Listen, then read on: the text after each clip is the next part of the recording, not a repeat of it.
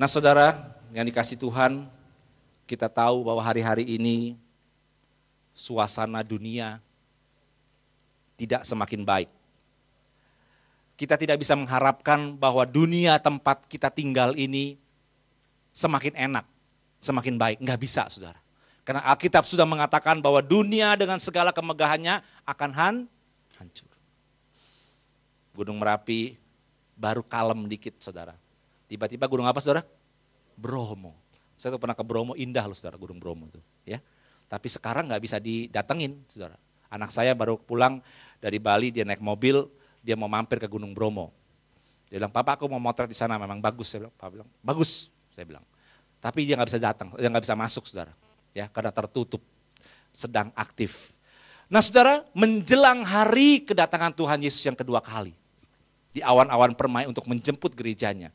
Maka kejadian-kejadian yang seperti ini di dunia, goncangan, bencana-bencana, gempa bumi, keadaan ekonomi yang semakin sulit, itu pasti terus terjadi. Saudara. Pasti. Saudara lihat Amerika belum pulih, ya, sekalipun Presiden Obama sudah ngambil langkah-langkah, ya, tapi kehidupan keekonomian Amerika belum pulih saudara. Kalau dia bicara di Indonesia sih keren saudara ya. Wah senyum. Dikit-dikit United States and Indonesia. Dia selalu ngomongnya di depan United States, nggak pernah Indonesia dulu saudara. Ya, penampilannya begitu luar biasa. Sampai hari-hari ini Pak SBY mau dipanggil Obambang katanya. Nggak mau Obama. Nggak mau SBY. Jadi supaya sama. Nah saudara, sehebat apapun manusia itu tidak akan bisa menyelesaikan masalah-masalah yang ada di dunia ini. Karena semua itu merupakan rancangan yang Tuhan sedang buat bagi dunia ini.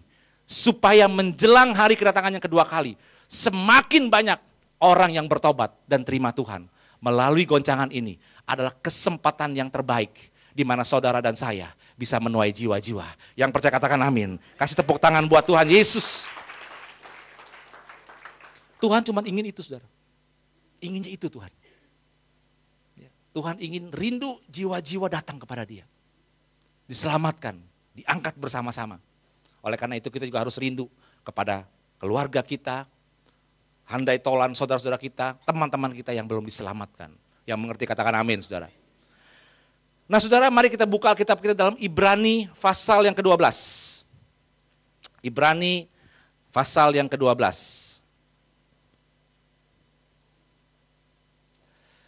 Perikop dari Ibrani pasal 12 itu adalah nasihat supaya bertekun dalam iman. Ya. Saudara, setelah saudara ketemu coba lihat kemari dulu. Jadi saudara, kalau ada perikop nasihat supaya bertekun dalam iman, berarti iman itu sedang diuji. Diuji oleh apa saudara? Oleh keadaan yang kita hadapi hari-hari ini. Ya. Tuhan Yesus membiarkan dunia ini sedang hancur. Karena dia punya rencana. Ya. Berarti kita yang tinggal di dunia ini sekalipun kita dilindungi saudara. Tetapi kita tidak lepas dari dampak. Goncangan, bencana, kesulitan yang sedang terjadi dalam dunia ini.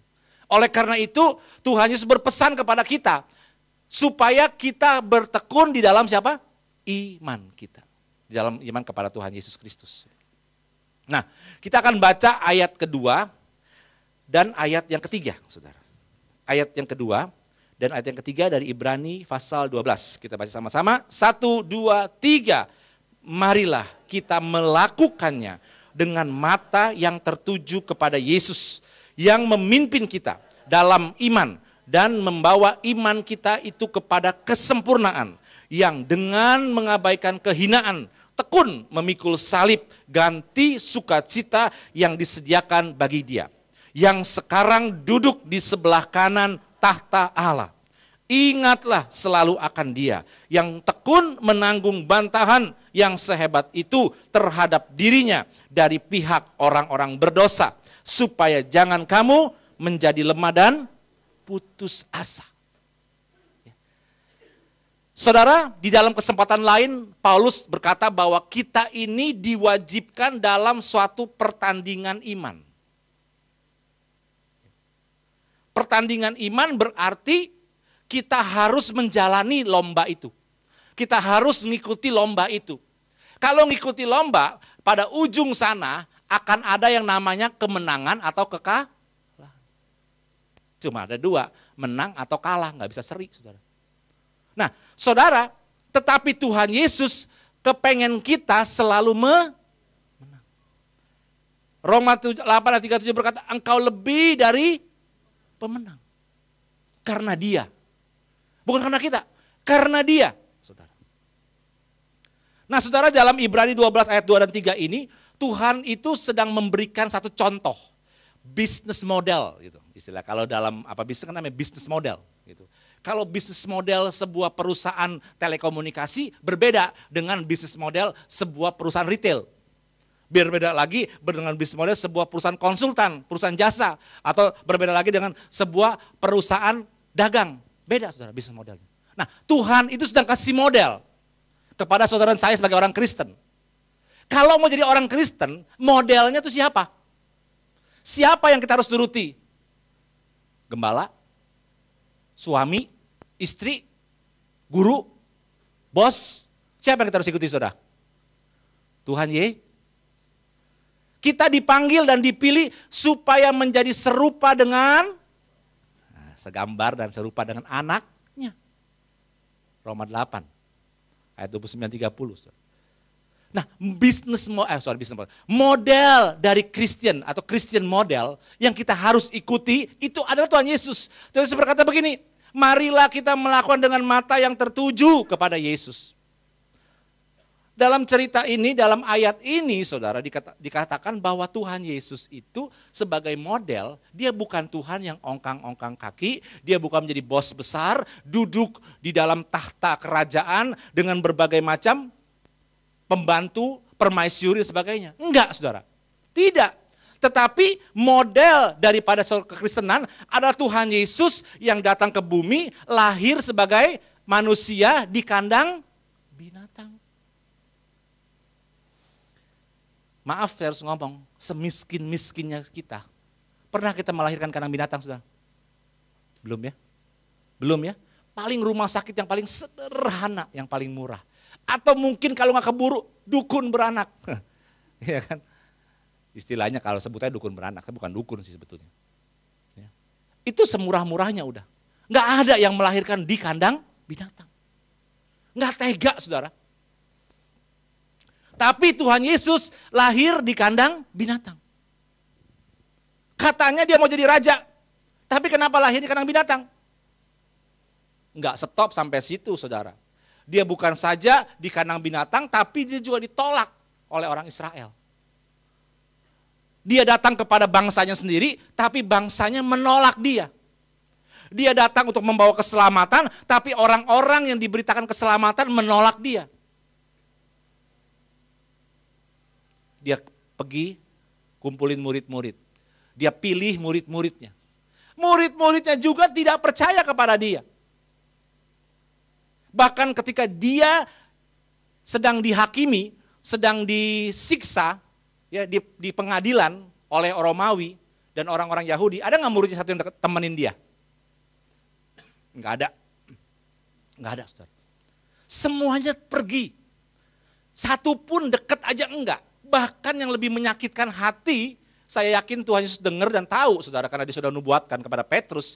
Petrus ditanya sampai 3 kali. Pertama bilang nggak kenal. Kedua, bener nggak kenal ya. Sungguh aku nggak kenal. Dan ketiga, sumpah deh aku nggak kenal. Bayangin, saudara.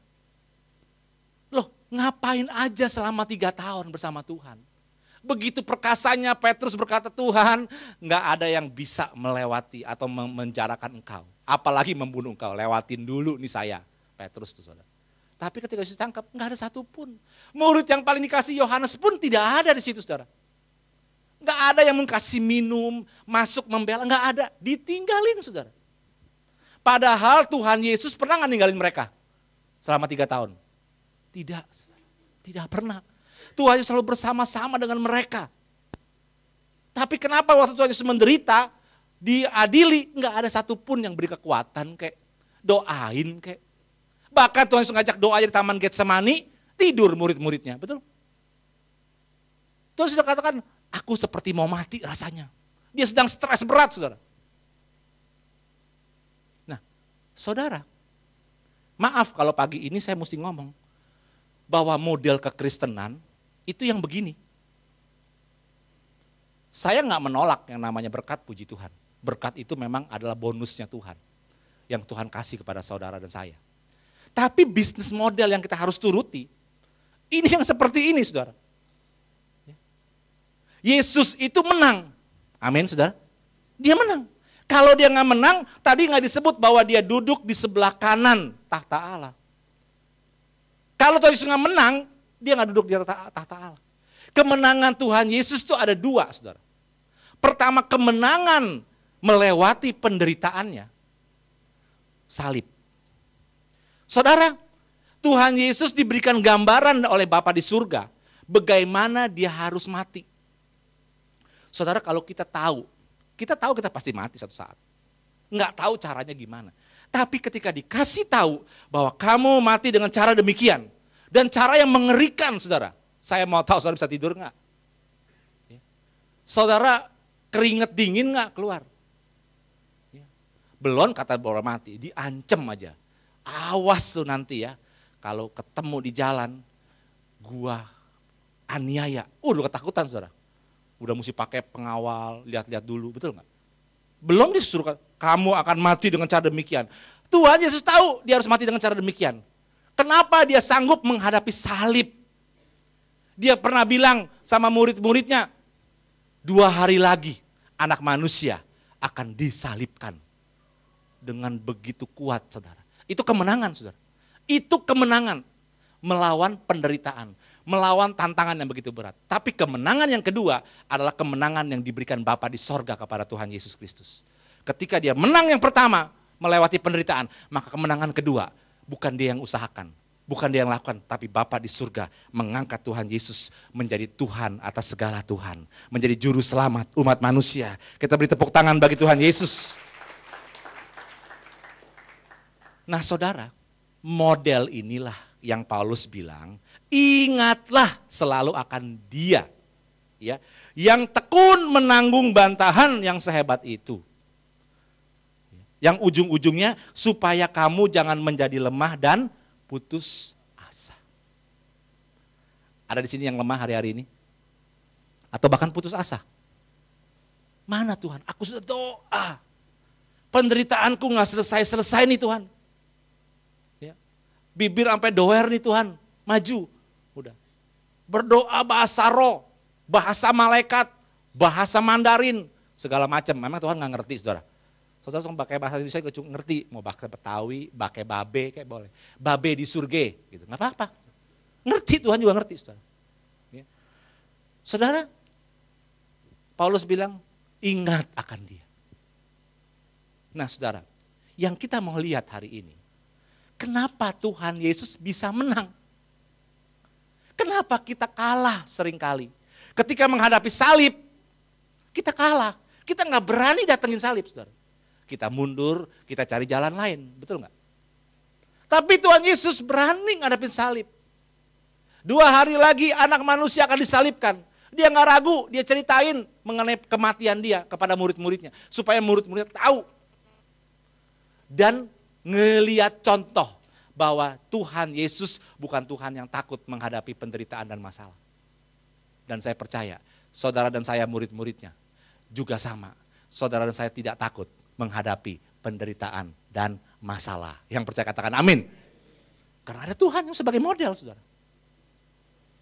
Nah, bagaimana Tuhan Yesus bisa menang? Menang atas penderitaan, menang atas kengerian yang harus dihadapinya. Saudara, ada satu ayat yang luar biasa, kita buka Yohanes 4 ayat 34.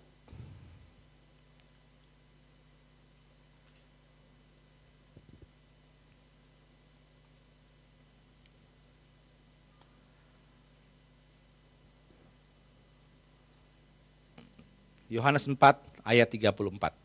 Dan kita baca bersama-sama dengan suara keras. Yohanes 4 ayat 34.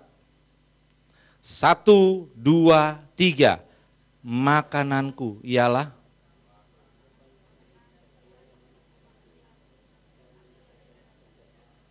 yang lain belum baca. Sekali lagi kita baca Yohanes 4 ayat 34. 1, 2, 3.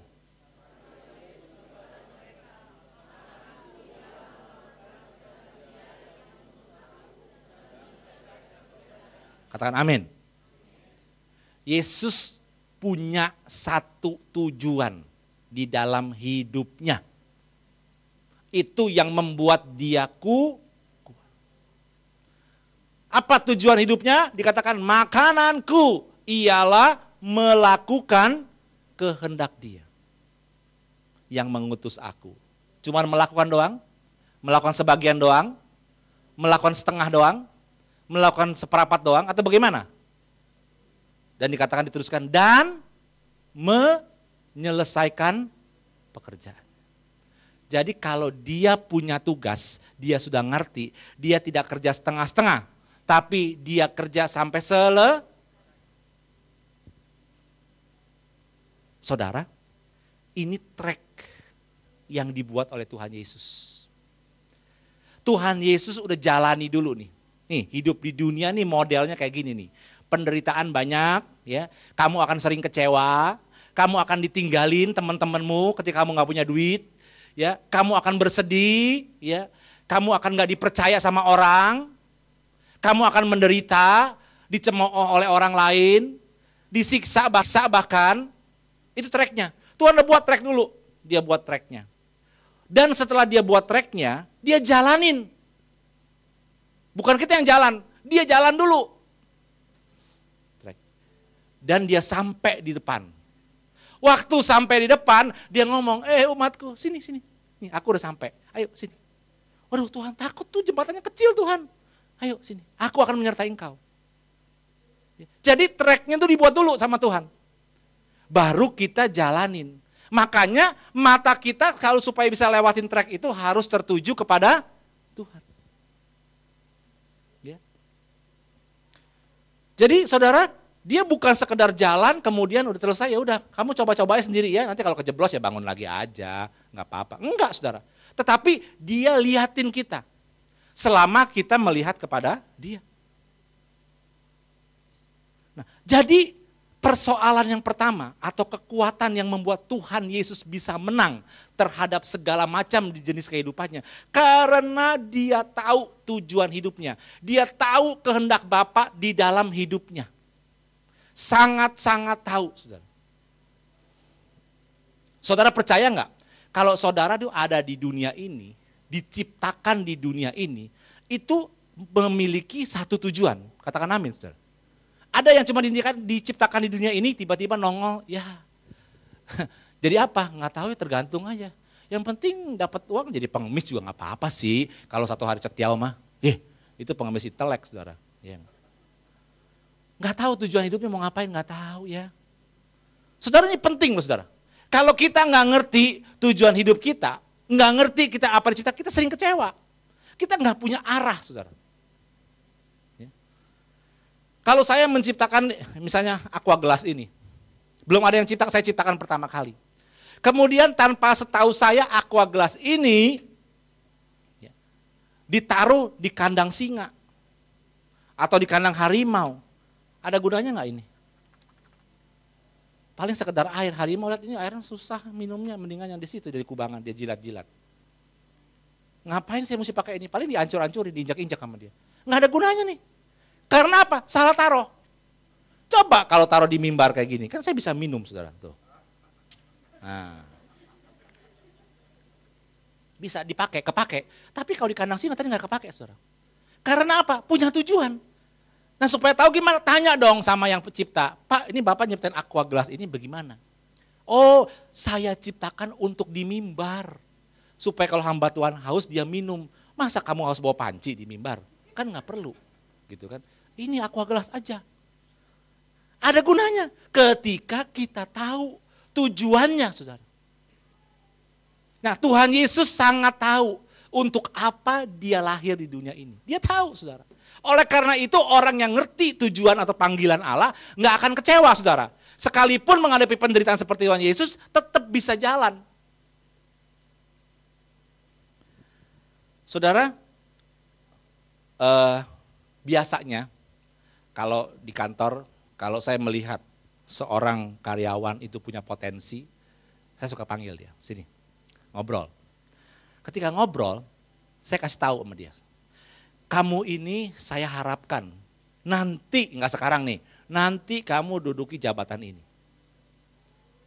Saya yakin kamu mampu. Cuman untuk menduduki jabatan itu, ya, kamu harus melewati trek yang enggak mudah. Nikang kiri, nikung kanan, nikungan patah, turun, naik. Enggak mudah. Tapi saya ingin kamu di sana. Kamu pasti bisa deh. Nah, ketika dia tahu, saudara, apa tujuannya, di mana akan posisinya ada, saudara. Kerjanya beda, saudara. Sekalipun mengalami berbagai macam halangan dan tantangan, dia tetap jalan, saudara, untuk nyampe kepada tujuannya. Kalau hari ini, saudara ditanya, kamu jadi orang Kristen tujuan hidupnya apa sih? Bisa jawab nggak kira-kira? Ya selamat sih, udah selamat sekarang. Siapa yang nggak yakin nggak selamat, coba angkat tangan. Nggak ada ya. Sekalipun namanya selamat, tetap selamat memang, saudara. Udah selamat, saudara. Tapi setelah selamat ngapain? Ngapain? Nah, saudara, ini perlu digali. Ini perlu direnungkan. Saudara, inilah yang menjadi kekuatan bagi kita hidup. Bikin hidup lebih hidup, katanya gitu. Ya kan? Kalau nggak tahu ini, saudara, repot. Kita pasti banyak masalah yang terjadi. Masalahnya dengan diri sendiri, bukan masalah dengan Tuhan. Nah, saudara kan kenal Pak Jeffrey Lantang, yang waktu khotbah di sini dulu sih rambutnya pendek, sekarang kayak Yesus katanya. Yang rambutnya gondrong, ya. Saya ngobrol-ngobrol sama beliau, saudara, di ruang hamba Tuhan. Kami itu punya kesamaan, yaitu di dunia entertain, musik, ya begitulah. Dia di I.O. kan. Dia bilang, Pak, saya ini heran loh hari-hari ini. Tuhan itu panggilan saya ini seolah-olah berubah, seolah-olah, tapi enggak sih. Kenapa, Pak? Saya ini dikasih ada 5 orang atau 4 orang pemusik yang aneh, anak Tuhan. Maksudnya aneh gini, Pak. Mereka itu senang lagu thrash metal. Saudara thrash metal? Kalau nanti sekali saya suruh dengerin, saudara pasti sakit gigi. Enggak sakit gigi, sakit gigi. Bagaimana yang sakit gigi, saudara? Itu gudang-gudang, nyanyi cuma begitu. Kayak orang ngedumel, saudara. Saya sih nggak pernah suka. Saya tahu kalau saudara mungkin yang udah agak old crack tahu Iron Maiden, nah itu salah satu thrash metal. Saudara dengar lagunya bingung dengerinnya. Kenapa, Pak? Iya, itu lagu, itu aneh banget. Ternyata, saudara, dia pelajarin. Tuhan kasih 4 anak. Jago main gitar, jago main drum, jago nyanyinya sama kayak bule. Saudara, kalau saya dikasih CD-nya. Nama grupnya Kain Omen. Kain tapi omen juga. Gambar tengkorak, saudara. Itu kalau dibagi di sini, saudara bilang sesat, begitu pasti ngomongnya gitu. Udah. Rambut gondrong, ya kan, sesat udah pasti. Saudara, saya tanya, Pak, lantas gimana? Saya pelajari, kami pelajari tentang yang namanya thrash metal. Saudara. Setelah dipelajari, ternyata, saudara, ketika dia melihat show-show thrash metal, itu semua yang suka sama thrash metal, itu pasti tahu yang namanya lirik. Kayak saudara di gereja ini, ada nggak yang nggak kenal lagu tadi? Misalnya, ya Tuhan, ku percaya. Sekalipun saudara senang sama musiknya, tetapi saudara ikut nyanyi kan? Thrash metal itu seperti kayak gitu. Kayak kita nih, nyanyi semuanya. Jadi semua ikut, walaupun tapi dia ikut, dia ngerti. Kenapa, saudara, saya tanya, kenapa bisa nyanyi, Pak? Apa liriknya itu spesial? Iya, liriknya itu isinya cerita. Jadi sebuah thrash metal itu isi cerita. Cerita tentang dirinya, cerita tentang percintaannya, cerita tentang kebenciannya, segala macam. Bisa baik, bisa buruk. Jadi semua pecinta thrash metal itu pasti sangat suka sama lirik lagu tersebut. Di situ Tuhan bukakan, ini katanya, aku ingin melakukan penginjilan di orang-orang metal, saudara. Pak Jesse juga bilang, saya dulu pencinta metal. Dulu masih kecil dia pencinta metal. Cuman karena nggak kenal Tuhan disebutnya memble total. Metal, saudara. Tapi sekarang kenal Tuhan jadi menang total, saudara. Sama-sama juga metal, saudara. Saudara, Pak Jesse bilang ini, dan lucunya itu saudara, dia punya bakat terpendam. Apa bakat terpendamnya Pak? Bakat terpendam saya adalah nulis lirik lagu. Luar biasa kan Tuhan ya? Jadi ketika kita ngerti tujuannya, dia mulai tulis lagu dari Mazmur, saudara. Saudara saya tanya, Pak ini grup band Bapak ini rohani atau sekuler? 100% sekuler. Waduh Pak, nggak salah Pak. Bapak hamba Tuhan, lagunya sekuler. Oh enggak. Tetapi saya udah diundang nih, dia bilang. Tahun depan tur Australia dan Eropa. Waduh saudara. Australia dan Eropa saudara.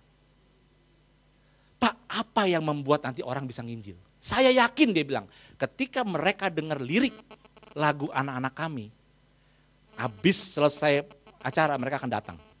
Nanya, itu tadi cerita apa? Siapa yang kamu ceritain?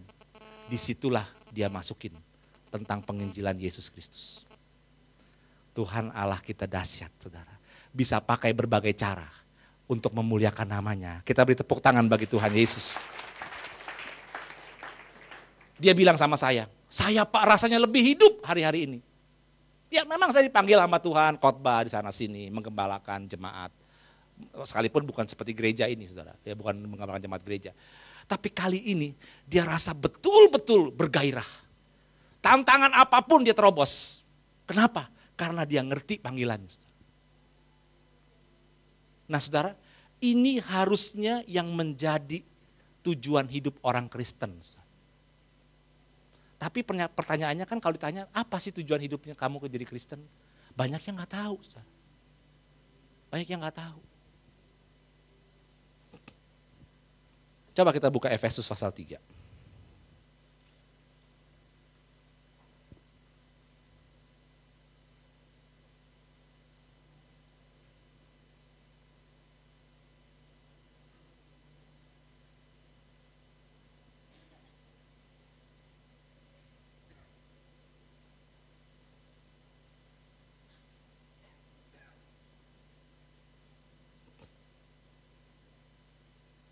Kita akan lihat ayat yang sebentar. Oke, Efesus bukan pasal 3, Efesus 1. Ya.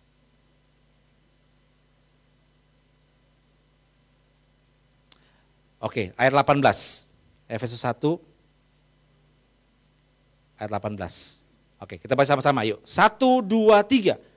Dan supaya ia menjadikan mata hatimu terang, agar kamu mengerti pengharapan apakah yang terkandung dalam panggilannya, betapa kayanya kemuliaan bagian yang ditentukannya bagi orang-orang kudus. Orang-orang kudus saudara dan saya, amin saudara. Saudara, ini kita mesti ngerti, panggilan apa yang terkandung di dalamnya ketika kita jadi Kristen. Saudara, Allah kita tuh Allah yang memiliki tujuan. Dia tidak menciptakan kita dengan asal-asalan sembarangan. Tapi dia punya tujuan. Dia pengen kita hidup di dalam panggilan dia. Nah kalau kita bisa temukan itu, maka kita akan jadi exciting. Kita akan jadi lebih hidup tadi. Apapun yang terjadi di depan kita nggak masalah. Karena kita sangat percaya dan tahu bahwa kita harus menggenapi rencana itu. Dan ketika saudara tahu bahwa saudara hidup dalam panggilan Tuhan, maka segala apapun, halangan apapun tidak akan bisa merintangi hidup saudara. Katakan amin. Seperti Yesus. Yesus tahu tujuan hidupnya. Makanya selesai di kayu salib dia ngomong apa? Sudah. Apanya yang selesai? Tujuan Allah dalam hidup dia. Iya kan? Itu kan tujuan Allah dalam hidup dia. Dia harus mati di kayu salib dan menjadi juru selamat. Makanya dia katakan, sudah selesai. Dia ngerti banget saudara. Paulus juga sangat ngerti panggilannya terhadap dirinya.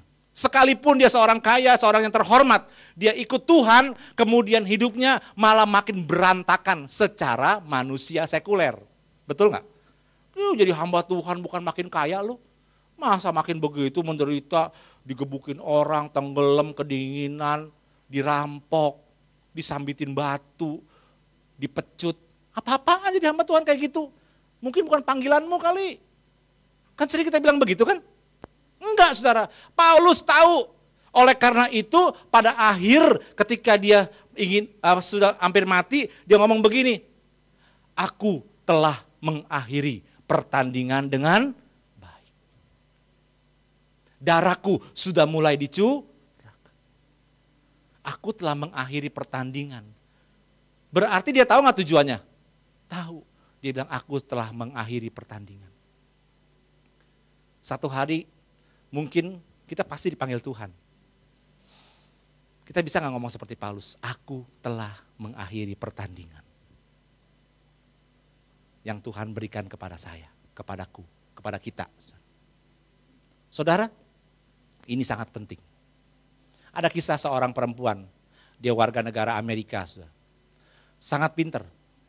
Dia sekolah di Amerika dapat gelar master di bidang kristalogi, yang menyelidiki tentang kristal-kristal. Ya. Tapi bukan kristal untuk pajangan, saudara, tapi mengenai kristal untuk industri dan sebagainya. Saudara, dia menjadi profesor. Dia sudah ngajar. Dia pindah, dia orang Hong Kong, orang Chinese, pulang ke Hong Kong, dia ngajar sebagai profesor. Ngomong soal duit, cukup. Satu hari temen datang seorang pendeta, nanya bagaimana hidup kamu? Kosong. Loh, kenapa kosong? Kamu sudah mencapai apa yang kamu ingin? Iya, saya sudah sekolah, sudah dapat gelar master, cum laude, saya sudah balik ke Hong Kong, saya sudah mengabdi, saya jadi profesor. Tapi hari ini saya bosen. Bosen jadi profesor, bosen ngajar. Apa karena kurang duitnya? Enggak sih, aku gak butuh duit. Gak tahu ada sesuatu yang hilang, gak puas. Lantas kamu ngapain? Aku coba. Sementara jadi profesor, aku coba bisnis. Siapa tahu itu menantang. Dia coba masuk dalam bisnis. Karena dia orang pinter, berhasil sudah di bisnis. Tahun pertama tantangan banyak. Tahun kedua masih punya passion, minat, masih punya exciting gitu untuk di bisnis. Tapi tahun ketiga sudah mulai hilang lagi. Ternyata sama aja ya jadi bisnis juga. Bosen. Nggak tahu ngapain gitu. Kamu ngapain sampai sekarang? Ya mungkin saya mau coba di pemerintahan. Mau jadi politisi. Saudara, ketika ditanya, bagaimana keluargamu? Dia sedih jawab, aku sudah pisah dengan suami. Dengan 2 orang anak. Anak itu aku bawa. Saudara lihat. Ketika seorang gak ngerti tujuan hidupnya, apapun yang dicapai, dia gak akan merasa puas. Dia akan selalu merasa, saya perlu yang ini, saya perlu tantangan ini. Bukan soal duit ini ngomongnya, tapi soal tujuan hidup. Saudara. Jadi terlepas saudara itu diberkati luar biasa, orang kaya atau orang susah atau orang berkecukupan aja, sederhana. Saudara, kalau kita ngerti tujuan hidup kita, seperti Yesus ngerti, seperti Paulus ngerti, maka sekalipun rantangan, penderitaan, halangan, masalah, sakit penyakit datang kepada kita, kita tidak akan pernah mundur. Yang percaya katakan amin, saudara. Karena kita ngerti. Nah, saya mau berikan gambaran sedikit aja, supaya saudara bisa pilih. Ya. Ngapain saya jadi orang Kristen? Apa sih tujuan rohani kehidupan kekristenan saya ini? Apakah ini hanya sebagian kecil dari hidup saya yang saya mesti sisihkan? Ataukah seluruh hidup saya? Nah, saya mau kasih tahu saudara, ketika sudah jadi Kristen, tujuan-tujuan ini harus menjadi seluruh tujuan hidup saudara. Bukan hanya di gereja, bukan hanya dengan predikat orang Kristen, bukan. Tapi harus menjadi seluruh tujuan hidup saudara. Yang pertama saudara, ya, kalau kita jadi orang Kristen, tujuan hidupnya itu memuliakan Allah. Apa saudara? Memuliakan Allah. Muliakanlah Allah dengan hartamu. Muliakanlah Allah dengan tubuhmu. Persembahkanlah hidupmu menjadi persembahan yang hidup, kudus, tak bercacat dan berkenan di hadapan Allah. Jadi saudara, tujuan hidup itu menyangkut seluruh kehidupan kita. Jadi seluruh kehidupan kita adalah memuliakan Allah. Saudara. Artinya memuliakan Allah apa? Mati bagi Tuhan. Ketika Tuhan Yesus bilang, Bapa, permuliakanlah namamu. Caranya bagaimana Bapa dipermuliakan? Bukan dengan cara Yesus berhasil melakukan mujizat-mujizat besar, tidak saudara. Tapi ketika Yesus berhasil naik di kayu salib. Dan yang aneh saudara, ketika Yesus ada di kayu salib, pemberitaan tentang kematian Yesus itu didengar oleh begitu banyak orang. Semua mata melihat, semua bangsa tahu bahwa ada seorang nabi namanya Yesus Kristus mati di atas kayu salib. Berita itu tersebar luas. Tersebar ke berbagai, di Roma, makanya orang Roma ngerti sedikit-sedikit tentang Tuhan Yesus. Melihat dengan sendirinya. Mendengar kabar, Tetapi yang aneh kenapa waktu Yesus bangkit dari kematian, yang lihat cuma 500 orang. Kenapa dia nggak pamerin di depan seluruh orang? Lihat nih, gua bangkit. Kasih kabar seluruh dunia ya. Enggak saudara, cuma 500 orang. Waktu dia bangkit dalam kubur yang ngeliat cuma penjaga 2. Makanya kepala penjaganya nggak percaya. Show off dikit dong Tuhan, kasih lihat sama dunia. Aku bangkit nih bilang. Enggak, cuman 500 orang. Nah, tapi yang namanya mempermuliakan Bapa itu ketika Yesus berhasil naik ke kayu salib. Berarti kalau kita mau memuliakan Tuhan, yang penting adalah kita harus mati bagi diri kita sendiri. Yang percaya katakan amin, saudara. Dia harus memikul salib dan menyangkal diri. Saudara, di sini boleh tanya, jujur ya jawab, siapa sih yang belum dibaptis selam? Boleh angkat tangan? Ada 1. Di sini nggak ada? Semua sudah dicelepin semua? Di sebelah sana? Nggak ada. Saudara, yang sudah dibaptis selam ngerti. Kenapa saudara dibaptis? Apa arti saudara dibaptis? Dapat surat Pak, mau kawin soalnya. Kalau nggak bisa kawin Pak. Nggak diberkati di gereja kalau nggak dibaptis. Saya udah 3 kali diselemin. Loh kenapa? Surat saya hilang terus. Dulu saya nggak ngerti bahwa surat saya penting bakal pernikahan. Kalau saya tahu saya simpen Pak. Nah ini yang salah saudara. Jadi waktu dibaptis itu cuman kedinginan lagi hujan. Cepetan Pak bro. Ada lagi yang dibaptis itu, didoain dulu saudara. Dapat bahasa roh nggak ya? Mesti dapat nih. Wah itu sampai. Ini bukannya mau dapat bahasa roh, ini kedinginan. Segitu. Dibikin dapat bahasa roh. Saudara, saya pernah teman saya tuh di kolam renang. Pak itu kedinginan Pak. Terus apa yang terus? Orang kedinginan terus. Dia bisa biru bibirnya lama-lama. Iya kan? Kok terus sih? Saudara ada ya. Kadang-kadang nggak jelas saudara. Dibaptis itu berarti saudara mati. Diselam tuh mati. Dikubur bersama dengan Kristus. Artinya kita harus mati bagi diri kita sendiri. Kedagingan kita. Nah saudara, ini salah satu tujuan hidup kita. Kita punya nggak ini dalam hidup kita? Kita targetin nggak ini dalam hidup kita? Saya mau mati bagi dosa. Saudara, saya senang kemarin Pak Henry Wijaya jelasin waktu di rumah doa. Tentang jatuh ke dalam dosa dan hidup dalam dosa itu beda. Kalau jatuh sekali, bangkit lagi, tinggalin dosa. Tapi kalau hidup dalam dosa terus-terusan, itu yang tidak boleh.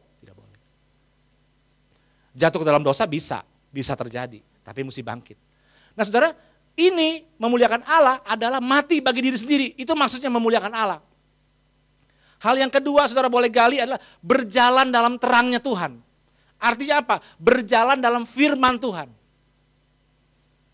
Ketika saya didoain oleh seorang hamba Tuhan di rumah doa di sini, saya sampai sekarang impress banget dengan kata-katanya. Dia bilang gini, peliharalah hidup orang benar dalam hidupmu. Peliharalah hidup orang benar dalam hidupmu. Saudara, saya pegang.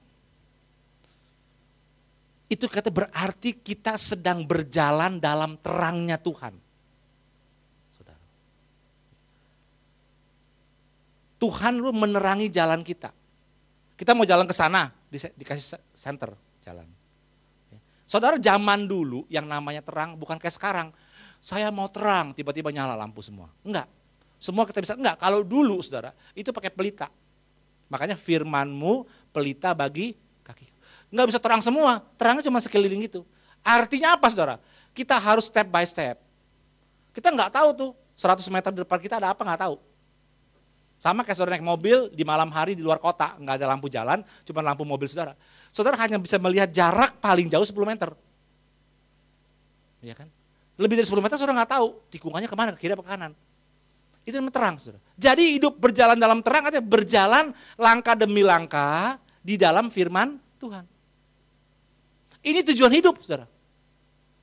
Kalau saudara ngerti ini, maka ketika saudara kehilangan order gara-gara saudara tidak berbohong, saudara sedia bersuka cita. Wah, gue tahu gue ngebohong tuh. Kalau gue bohong gue dapet tuh order. Gue cuma ngomong aja, gue bohong dikit aja nggak apa-apa kan sebetulnya. Tapi gara-gara kita jujur, kita kehilangan order itu. Gara-gara kita setia sama Tuhan, kita dihina orang lain. Gara-gara mereka tahu saya orang Kristen, saya dicemooh, saya dikucilin. Pertanyaannya, rugi apa untung itu? Bakal kita. Kalau kita nggak ngerti tujuan hidup kita bilang rugi. Gila ikut Tuhan lah, makin lama gue kayaknya makin gak ada temen nih. Teman-teman ninggalin gue, ngeledekin gue tiap hari. Ngapain gue hidup kayak gini? Saudara itu nggak ngerti berarti. Jadi kita harus berjalan dalam terang. Nah, waktu membangun itu, berjalan itu kita nggak bisa langsung jadi, saudara. Harus step by step. Makanya Tuhan bilang, ada nggak sih orang yang bangun menara nggak ngitung dulu, tiba-tiba bangun aja. Ada, saudara. Mau bangun rumah, punya tanah 10 kali 10, saya mau bangun rumah, di mana? Mulai pojok aja di pojok. 2 kali 2, yang jadi WC bukan rumah. Nggak ngerti mau bangun apa, bangun tinggi. Kan mesti ada rancangannya, mesti ada simulasinya. Saudara. Zaman sekarang tuh hebat loh saudara. Ya. Zaman simulasi. Pemilihan umum bisa disimulasikan. Segala sesuatu bisa disimulasikan. Saya ketika di dalam dunia audio, saya bisa simulasikan. Kalau ruangan seperti ini saya gambar semuanya, saya pasang speaker di mana, kerataannya akan sebagaimana, berapa kencengnya. Bahkan saya bisa dengar, kalau saya kasih musik, saya bisa dengar tuh di komputer saya colokin. Oh ini ruangannya bergema ya, pasti bergema jadinya.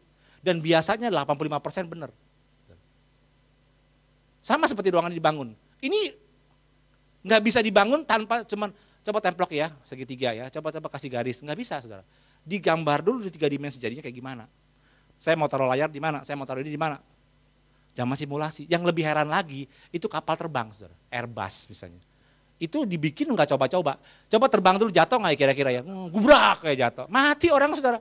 Enggak, disimulasi semua. Begitu uji coba terbang pertama dia terbang, hebat ya. Nggak pernah diterbangin untuk kapal terbang. Kalau dulu kan lain, kalau saudara lihat Pratt and Whitney, gubrak jatuh, nggak bisa terbang. Coba bakal sampai jatuh-jatuh. Kalau yang sekarang enggak, disimulasinya di komputer. Udah jadi langsung terbang. Nah saudara, kekristenan itu sama. Kita nggak bisa jajal-jajal dulu, ya nggak apa-apa coba-coba aja Pak. Kalau saya jatuh dalam dosa ya saya nggak balik lagi. Apalagi kalau dosanya enak, nggak apa-apa. Gitu. Nggak bisa saudara. Saudara mesti tahu dulu rencana Tuhan dalam hidup saudara. Tujuan hidupnya. Saudara lihat, oh contohnya ada, modelnya ada. Modelnya tadi kan Kristus yang udah jadi model bakal kita. Jadi saudara jangan ngeluh lagi, bukan saya nggak mau melayani, bukan gereja nggak mau melayani saudara. Cuma saya mengatakan saudara jangan ngeluh ketika ada penderitaan masalah, nggak usah ngeluh. Saudara. Karena itu bagian daripada menjadi orang Kristen, yang percaya katakan amin. Saudara. Disitulah kesempatan Tuhan bisa membuktikan diri kepada saudara bahwa dia penolong, katakan amin saudara. Jadi kita mesti reka-reka dulu, dipersiapkan dengan baik. Jadi orang Kristen tanpa persiapan nggak bisa saudara, harus dipersiapkan dengan baik. Saya khotbah sampai hari ini, saya juga mempersiapkan. Tadi pagi masih catat-catat.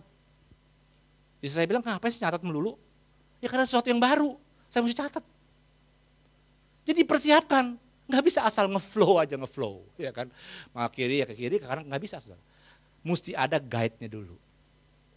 Ya. Nah saudara, yang lainnya lagi adalah bahwa tujuan hidup dari kekristenan itu adalah peperangan rohani. Coba katakan peperangan rohani. Saudara ada doa Bapa kami yang berkata begini, janganlah membawa kami ke dalam apa? Pencobaan. Tetapi lepaskanlah kami dari yang jahat. Itu artinya apa? Coba saya mau tanya. Itu artinya peperangan rohani. Ketika saudara jadi orang Kristen, saudara perlu tahu bahwa tujuan hidup saudara salah satunya adalah berperang melawan si jahat. Berperangnya gimana Pak? Apa setiap kali saya tengking-tengking dalam nama Yesus? Jangan orang miring nanti begini. Enggak, saudara. Tapi peperangan rohani itu berbicara tentang melawan godaan-godaan, melawan pencobaan. Saya sering kali ulang, pencobaan ada dua macam, yang satu namanya temptation, yang satu namanya trial. Yang dilawan adalah yang temptation, godaan yang timbul karena keinginan hati kita. Coba ya, kita buka Yakobus pasal 1. Ini saya pengen jelasin kepada saudara. Saudara harus bisa pisahkan yang namanya pencobaan ini. Yakobus 1.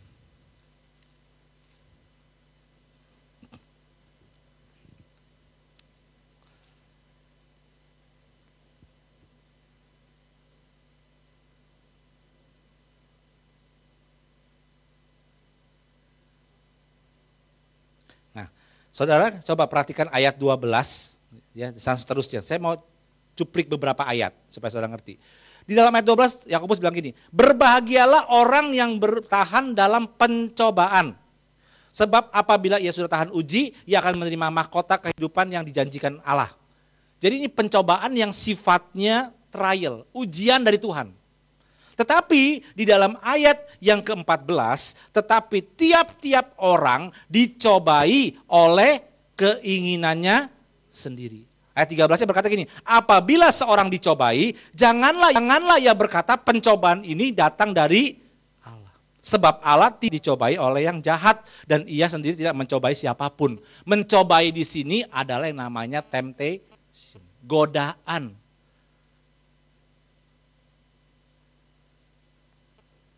Kalau saudara nipu, manipulasi uang perusahaan, itu temptation apa trial?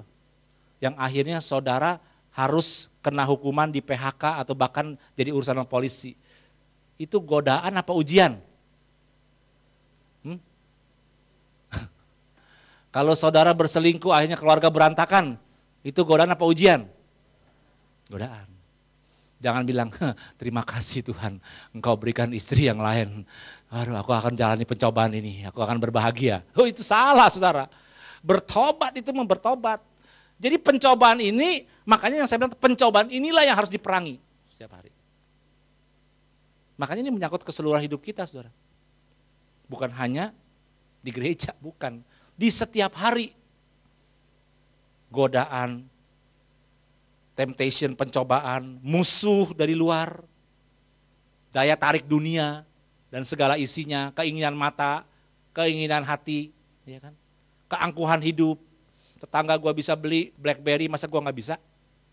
Ngutang dah, yang penting gue beli BlackBerry, begitu kan? Bisa begitu saudara. Itu pencobaan. Kemudian yang dari dalam, kedagingan, inginnya marah, ya. Inginnya pukul orang, nggak sabar, itu dari dalam. Nah, tujuan hidup Kristen itu harus melawan itu semua. Udah belum? Dan yang terakhir ini yang luar biasa saudara. Hidup bagi orang lain. Makanya Tuhan bilang, saya pernah ajarkan di sini. Matius 37 ayat 22. Kasihilah Tuhan Allahmu dengan segenap hati, segenap jiwa, segenap akal. Yang kedua apa yang sama dengan itu? Kasihilah. Saudara, ini tujuan hidup. Keselamatan bagi orang lain. Hidup untuk orang lain. Tuhan Yesus disebut man of God. Manusia Allah. Tapi dia juga man for others. Manusia untuk sesama. Saya mau tanya, Tuhan Yesus mati untuk siapa? Untuk dirinya sendiri? Untuk Bapa di surga? Untuk malaikat? Tidak, untuk siapa dong? Untuk manusia. Supaya manusia yang percaya kepada dia menerima apa? Keselamatan. Jadi Tuhan Yesus itu hidupnya nggak untuk diri sendiri. Makanya ketika orang nggak hidupnya tidak untuk diri sendiri, saudara, itu dia bahagia terus. Saudara kan tahu kisahnya Rockefeller, orang kaya, saudara. Umur 40 tahun dia udah kaya raya, saudara. Tapi hidupnya sakit-sakitan. Rambutnya rontok, sakit-sakitan keluar masuk rumah sakit. Saudara, dia orang yang kikir, pelit. Karena dia beranggapan gini, kita cari duit setengah mati, saya banting tulang kerja keras nih. Saya pinter, dia ngakuin. Jadi enak aja orang main minta duit seenaknya. Apa-apaan itu? Kerja dong. Dia buktikan bahwa dia bisa kerja keras dan berhasil. Tapi umur 40 sakit-sakitan, saudara. Satu hari dia ngasih beberapa dolar kepada orang miskin, tukang minta-minta, saudara. Yang aneh, ketika dia mulai ngasih, dia masih sukacita. Aku berguna bagi orang lain ya. Orang itu terima kasih sama saya, aduh berguna. Dia mulai kasih, makanya sekarang ada yang namanya Rockefeller Charity. Ya kan? Rockefeller Foundation. Untuk membantu orang-orang susah. Lihat tuh, kenapa? Dia merasa hidupnya jadi lebih hidup ketika dia hidup untuk orang lain. Kalau hidup untuk diri sendiri, wah saudara akan stres deh, percaya. Tapi ketika hidup untuk orang lain, maka saudara akan tetap bergairah. Apapun yang terjadi, Tuhan Yesus baik. Saudara bisa ngomong seperti itu, saudara. Keponakan saya, dia lulusan UGM, saudara. Dia ngambil psikologi klinis. Saya tanya, kamu mau kerja di mana? Pak, Om, dia bilang, Om, saya kerja di UN, di UNESCO, badan sosial dari PBB. Nah kamu tuh ngapain? Oh saya itu perginya aneh-aneh Om. Kemarin ke Mentawai, dulu pernah ke Aceh, ke Jogja waktu gempa. Kamu ngapain di sana? Nah itu yang seru Om. Saya tugasnya untuk membawa orang-orang yang depresi, trauma. Ternyata saudara, pasca gempa, pasca bencana itu banyak orang yang trauma. Saudara. Nias juga, banyak orang orang Kristen trauma, saudara. Mereka ketakutan, mereka nggak bisa tidur semalaman, takut gempa, rumah mereka hancur, bayang saudara. Masa depan mereka tuh suram rasanya. Nah dia adalah psikolog yang untuk mengobati mereka. Saudara. Mamanya waktu dia sekolah saudara, itu diajarin sama sekolah gini, selama 1 minggu kalau nggak salah, itu tinggal sama pemulung. Benar saudara, disuruh tinggal sama pemulung sekolahnya. Hidup dengan mereka, mandi dengan mereka, makan dengan mereka. Nggak pulang ke rumah nih bicaranya, seminggu. Pulang ke rumah batanya bentol-bentol, gatal-gatal semua. Saya tanya, kamu suka nggak? Suka banget Om. Kenapa sukanya? Karena saya bisa tolong orang lain. Saya merasa hidup saya berarti banget. Dengar ya.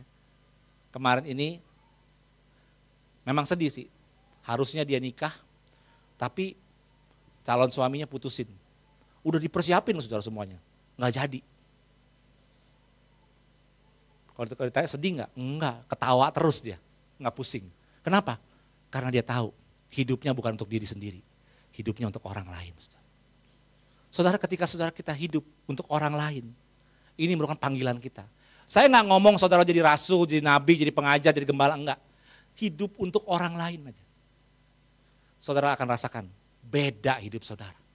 Saudara akan terus berjalan, saudara akan ngerti apa artinya penderitaan-penderitaan yang menghampiri saudara. Saudara bisa belajar dari situ. Ya. Jangan takut jawabannya. Yang penting Tuhan sudah bikin model, Tuhan sudah buka tracknya dan Tuhan diam di sana. Berkata, sini anakku, mari ikut. Nggak kuat Tuhan, jangan takut. Aku akan memberikan kelegaan. Aku akan memasang kuk, tuh saudara. Jadi ketika kita nggak kuat, beban kita berat nih saudara. Tuhan nggak bilang, sini aku angkatin bebanmu. Enggak, tapi aku akan berikan kelegaan, tetap. Bahkan dikasih kuk. Tahu nggak kuk? Kuk itu seperti itu. Bajak tuh, gerobak ada 2 kan. Kenapa pakai gituan? Kenapa nggak pakai tali aja? Supaya kerbaunya jangan ke kiri kanan. Ada 2 itu dia nggak bisa kemana-mana, lurus ikut itu. Itu kuk. Kita udah punya beban, bukan diangkat, dikasih gituan sama Tuhan. Celuk, dipasangin. Tapi Tuhan bilang itu ringan. Saudara yang terkasih dalam Tuhan, saya percaya. Kalau saudara ngerti tujuan hidup saudara, maka saudara akan hidup dengan penuh ucapan syukur. Yang percaya katakan amin. Kita kasih tepuk tangan buat Tuhan Yesus.